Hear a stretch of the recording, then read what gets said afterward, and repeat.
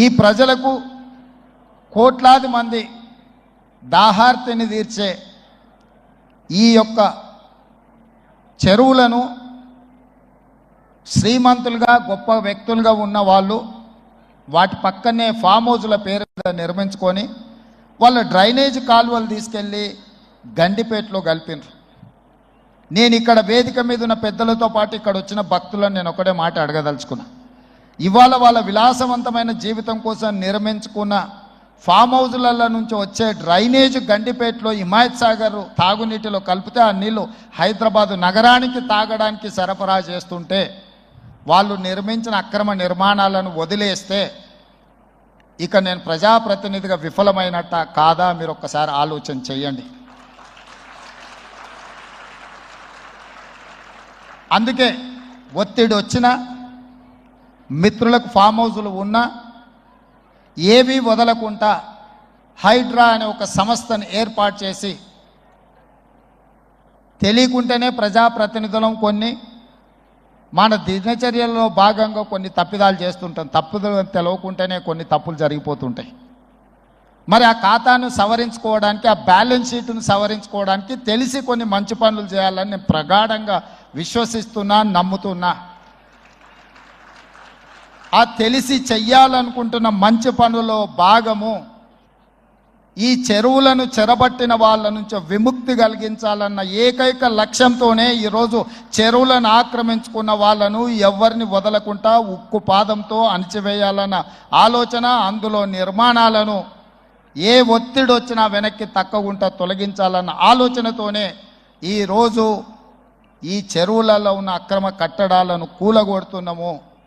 దీనికి స్ఫూర్తి భగవద్గీత అనే కురుక్షేత్ర యుద్ధ సందర్భంలో అర్జునుడు ఆయుధాలను కింద పడేసి రాజ్యం కోసం భీష్మ పితామహుడు, అదేవిధంగా కర్ణుడు, దుర్యోధనుడు, దుశ్శాసనుడు, నా సహోదరులందరూ ఆ పక్కన నించుంటే ఈ రాజ్యం కోసం వాళ్ళందరినీ సంహరించడం, వాళ్ళని సంహరించి రాజ్యాన్ని సాధించుకోవడం ద్వారా ఏమి ఉంటుంది, ఏం మనశ్శాంతి వస్తుంది అని చెప్పి అర్జునుడు యుద్ధతంత్రం నుంచి తప్పుకుంటా అన్నప్పుడు శ్రీకృష్ణ భగవానుడు బోధించిందే భగవద్గీత.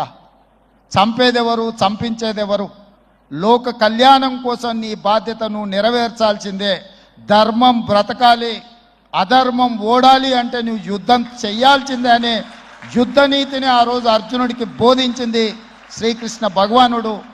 ఇవాళ ఆ శ్రీకృష్ణ భగవానుడి బోధనానుసారమే ఈరోజు ఈ చెరువులను కాపాడే కార్యక్రమాన్ని నేను తీసుకుంటున్నా. నాకు తెలుసు ఈ చెరువులలో నిర్మాణమైన విలాసవంతమైన ఫామ్ హౌజులు ప్రభుత్వాన్ని ప్రభావితం చేయగలిగిన స్థానాలలో ఉన్న చాలామంది వ్యక్తులు ఉన్నారు. ప్రత్యక్షంగా ప్రభుత్వంలో భాగస్వాములు అయి ఉండొచ్చు, లేకపోతే సమాజం మీద బాగా ప్రభావితం చేయగలిగిన వ్యక్తులు ఉండొచ్చు. కానీ వాటన్నిటినీ నేను పట్టించుకోదలుచుకోలే. ఇది భవిష్యత్ తరాలకు, ఇది రాజకీయాలకు సంబంధం లేదు. నేను స్పష్టంగా చెప్పదలుచుకున్నా. రాజకీయాల కోసమో లేకపోతే రాజకీయ నాయకులను కొంతమందిని దృష్టిలో పెట్టుకొని చేపడుతున్న కార్యక్రమం కాదు ఇది. భవిష్యత్ తరాలకు, మన పిల్లలకు, వాళ్ళ పిల్లలకు వారసత్వంగా మనం అందించే సంపద ఈ సరస్సులు, ఈ నదులు, లేకపోతే ఈ రోజున్న ఈ చెరువులు. ఈ ప్రకృతి సంపదను మనం విధ్వంసం చేస్తే ప్రకృతి మన మీద కక్ష కడుతుంది. ప్రకృతి మన మీద ప్రకోపిస్తే మనం చెన్నైలో చూసినాం, అదేవిధంగా ఉత్తరాఖండ్లో చూసినాం, నిన్నగాక మొన్న వాయనాడు మనం కేరళలో చూసినాం. ఈరోజు ఇలాంటివన్నిటిని దృష్టిలో పెట్టుకున్నప్పుడు ఈ హైదరాబాదు నగరాన్ని రక్షించుకోవాల్సిన బాధ్యత మన అందరి మీద ఉన్నది. ఇది ఒక సుందరమైన నగరం. ఈ నగరానికి ఈ చెరువులే ఒక అందం. ఈ చెరువులను కాపాడే బాధ్యత ఈ ప్రభుత్వం తీసుకుంటుంది. ఎవరు ఏమనుకున్నా, ఎవరు ఏ ఒత్తిడి తెచ్చినా వాటన్నిటిని పక్కన పెట్టి చెరువులను ఆక్రమించుకున్న వాళ్ళ భరతం పడుతుంది ఈ ప్రభుత్వం అని చెప్పి నేను ఈ సందర్భంగా తెలియదలుచుకున్నా.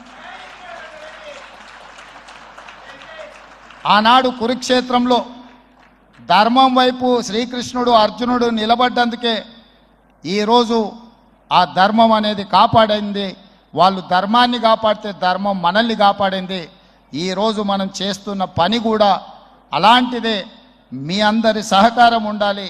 అదేవిధంగా నిర్వాహకులకు ఈరోజు విద్యకు సంబంధించి లక్షలాది